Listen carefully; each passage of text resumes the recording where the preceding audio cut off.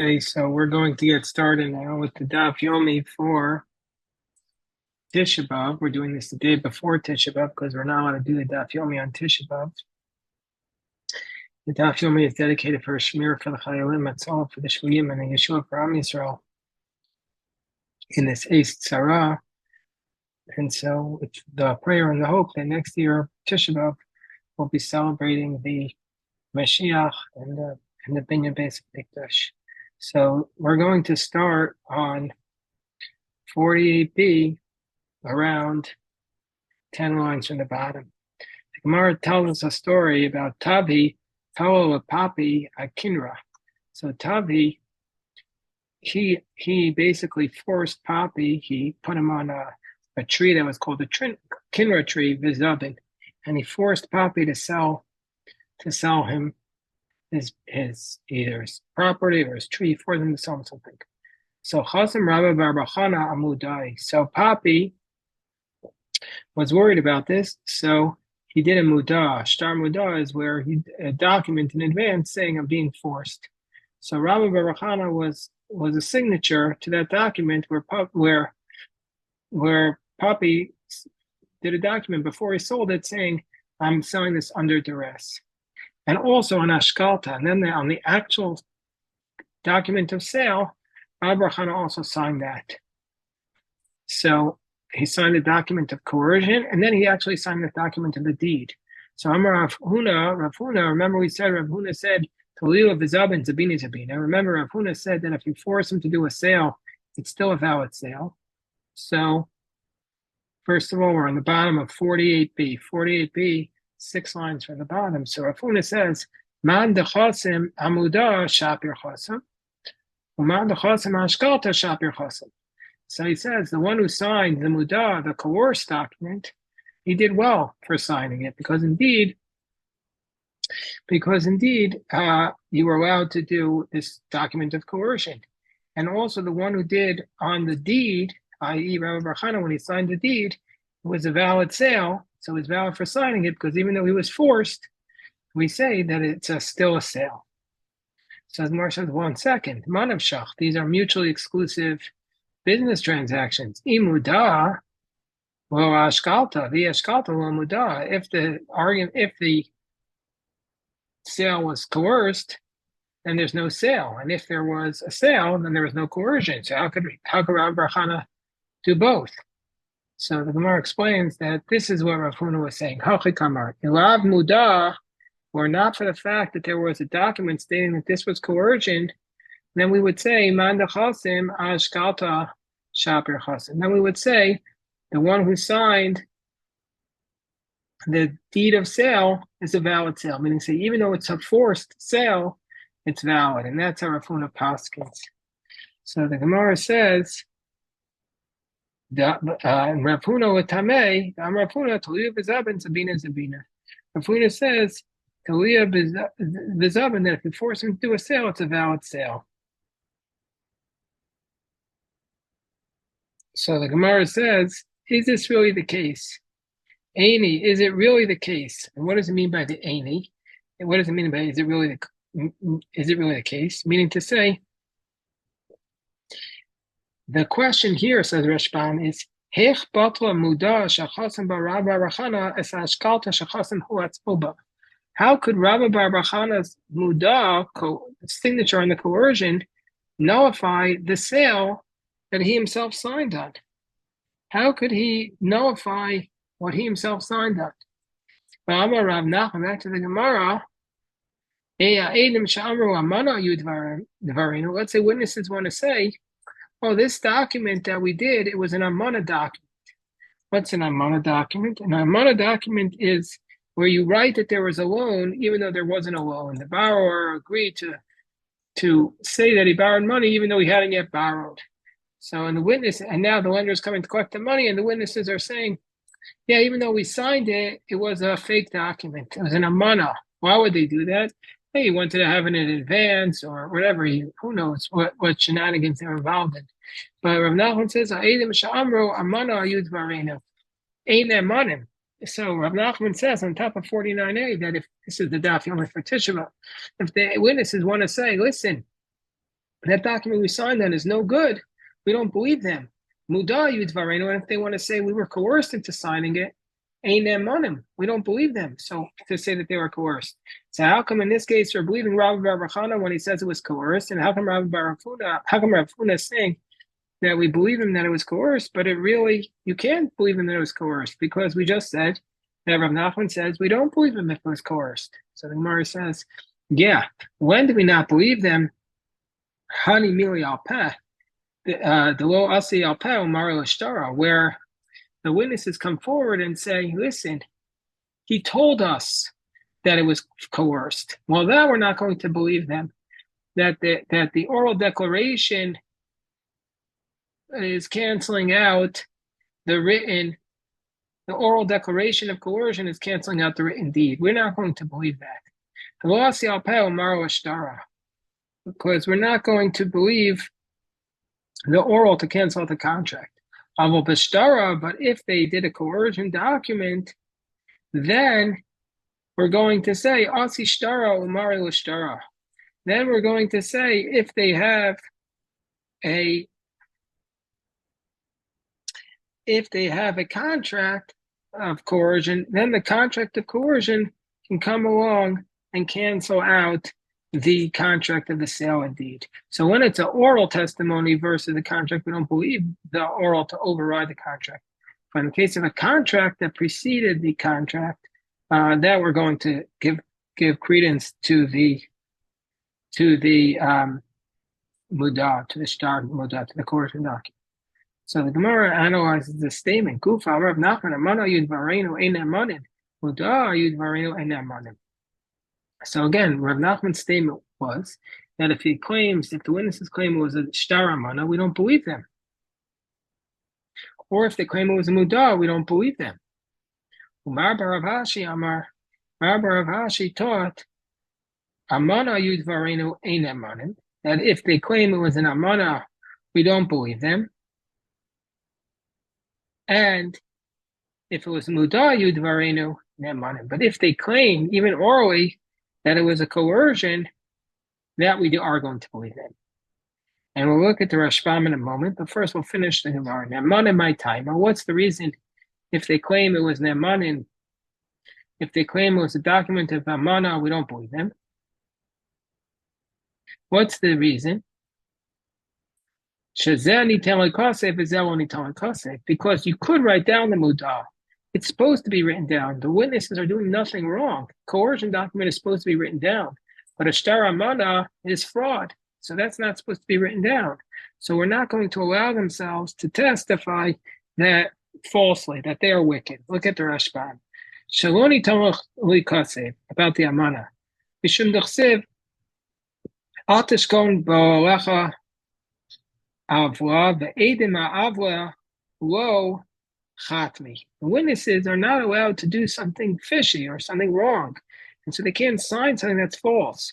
And when he testifies, oh yeah, I signed it, he's not going to be believed. Because ein adam mesim atzmo rasha, a person can't say, I'm wicked. And by saying he signed a document of amana, we're not going to believe him. And so therefore, even if we don't have any proof that this is not their signatures, and even though we can't support it, we're not going to believe them. Because the person is not believed to say that he's wicked.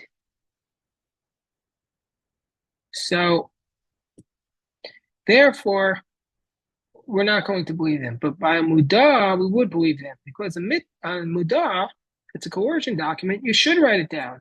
Shbam says the mitzvah ka'avid, because you're doing a mitzvah to save this person who's being harassed.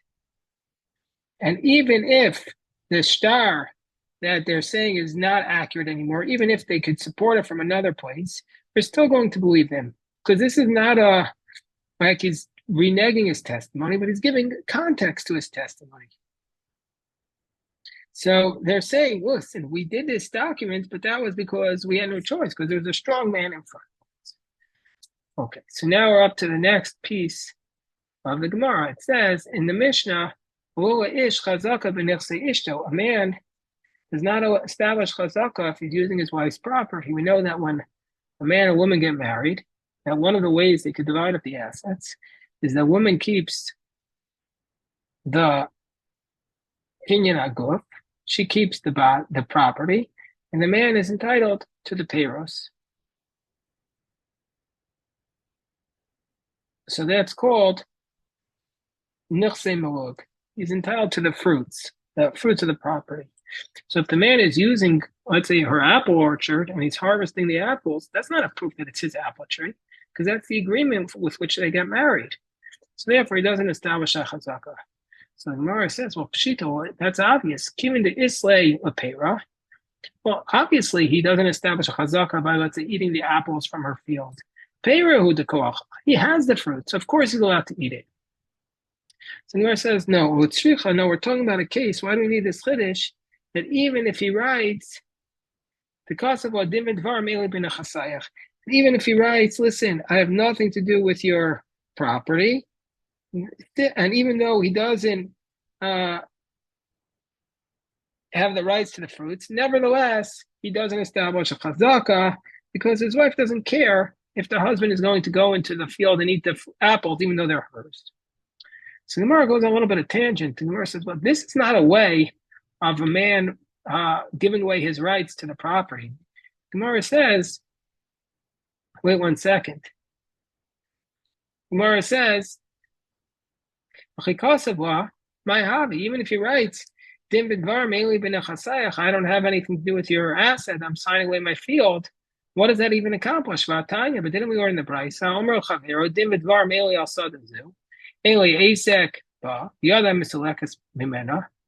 If a person says, listen, I have nothing to do with this field, I'm not involved in it, my hand is removed from it, he said nothing. That's not a way to get rid of your asset. You don't give away your asset by saying that language. To do a kinyan, you have to actually do a document. You can't just say, I'm not involved. That's not enough to give away your property. So the Gemara says, no, what's the Brisa talking about? Excuse me, what's our Mishnah talking about? Our Mishnah is talking about a case where he writes her the document, he writes this din vidvar meili bin achasayach while she's still just betrothed to him, meaning to say, before he actually gets the assets of his wife. So he never had the fruits until they fully get married, where they go through the nisuin. And so therefore, as we're about to explain, if you sign away the assets before you get them, you sign away your rights, then you could use this language, it'll be acceptable. Rav Kahana, like Rav Kahana taught, Rav Kahana taught on the top of 49b, that if a person is in the future going to get, if in the future a person is going to get this inheritance, then he can make a stipulation in advance prior to him getting it that he's not going to inherit it. And that's what we're talking about when he says this language, din vidvar meili alosa nachla, that he says, I'm not going to get that. I don't want anything to do with it. So under those circumstances, he doesn't get it, but he still doesn't establish a chazaka. So that's what we say. A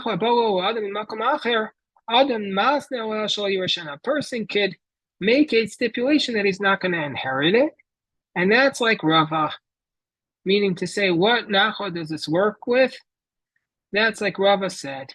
The Amar Rava called Omer Yevshi b'Takanas Chachamim Kagon Zos Shomen. Whoever says, I don't want to be involved in this takana that the Chachamim made like this, we listen to him.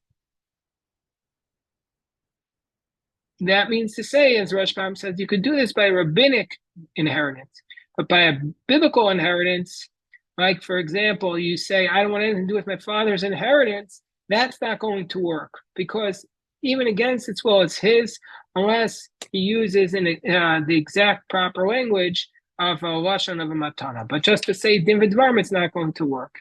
So since it's a rabbinic acquisition, because this whole concept of the man being able to use the wife's fruits is a rabbinic takana, therefore this language works in advance. My kagon zos. What does it mean, kagon zos?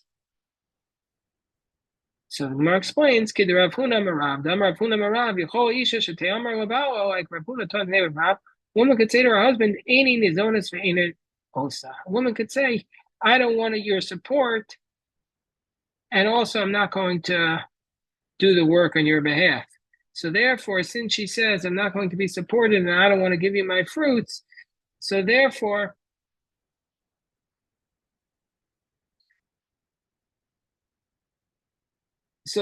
she can stipulate it, and like she says, I don't want any part of it, that's going to be acceptable. So therefore that's going to be an acceptable way. And so to here, he could say the din v'dvarim eli b'nachasayach, he could say, I don't want your assets in advance. So the Gemara says, so we've established, well, technically speaking, any nizonis, any osa, is not directly the payros. It's typically speaking, as we learned in the Mishnah in Ksubos, that the woman that is supposed to do work, and the husband gets her salary, and she gets supported by him. But she could say, I want to keep my salary, and I don't want your support. And so too, in this case, you could also, the husband could renounce his rights. So the Gemara says, we go back to the fact that the Mishnah is given a ruling that the husband cannot establish a chazaka. Okay, you can't establish a chazaka just by, let's say, taking her apples from her apple tree. Haraya yesh. But if he actually brought a proof that this field was his, that would work. Haraya yesh. He could actually bring a proof that this field is his, and that would be effective. Means say, could bring a proof that she gave it to him. Let's say she gave it to him in front of witnesses, or she has a contract. That would help him to uphold the sale. So the Gemara says, Tema, but why would it work? Why would that work? She could always claim, Nachas ruach hasiti l'bali. Listen, I didn't really want to give this to my husband. I just, was afraid of him. I did it just to make him happy. But really, I never intended to sell it. Milotanan, didn't we learn in the Mishnah in Ksuvos and in Gittin? It says, Lokach menaish, v'chazav lokach menaisha, mekach bato. We're talking about a case where, since a husband inherits the wife, and a man has basically, if he buys property, we're talking about a case where there are certain property that the husband has that's meshuba to the ksuba. The wife is going to get it as part of the ksuba. So the husband can't sell it. But if a person goes and buys it from the husband, and then he gets the wife to sign off on it, we're going to say it's still not a valid sale. Why? Amra nachas ruach hasiti l'bali. So we see that we rule that she could always claim, I did it under duress. I didn't really want to sell it. I did it only to make my husband happy. So hachanami, why also in this case, if he brings proof that she gave him the property, she should be able to say, Nachas ruach hasiti l'bali. She should be able to claim, I just did it to keep my husband happy. So why, if there is proof here, would we believe it? So the Gemara says, no, so this idea of Nachas ruach hasiti l'bali doesn't always apply. It only applies in certain circumstances. So it says, that ruling applies. That ruling where we say Nachas ruach hasiti l'bali only applies to those 3 fields which are specifically given to the ksuba. Meaning to say, these properties were specifically assigned to the ksuba. Achas shekasav or the ksuba. So one is which the husband specifically gave to her in the ksuba. Achas sheyichad la b'ksubasa. One in which he said orally. V'achas shechnisa la shum mishalah. And one is her own land, which she brought in for him as nechsei tzon barzel. She's going to get that value back. So those 3 fields, we're going to say that's what she can't sign away. But other fields she could. What's it coming to exclude? If you want to say it's to exclude all other assets, it can't be that that's what it's coming to exclude, because that would for sure arouse enmity. The Amrla, he would say to her, you're anticipating getting rid of me. So it must be it's so it's to exclude the fruits. And so we see from here that she is allowed to say it. So we'll stop here, pick this up, God willing, on the day after Tisha B'Av, and everybody should have a good fast. Shkoyach.